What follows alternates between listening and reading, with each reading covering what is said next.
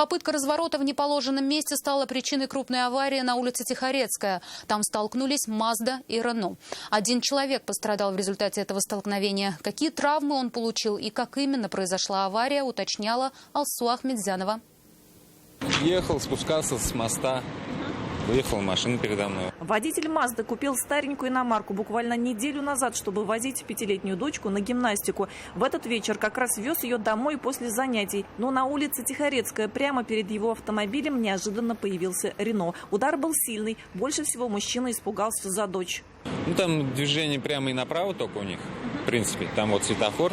Специально там стрелочки есть, чтобы люди выезжали, доезжали до светофора, разворачивались. Водитель рассказал, что женщина за рулем Рено решила развернуться и протаранила его.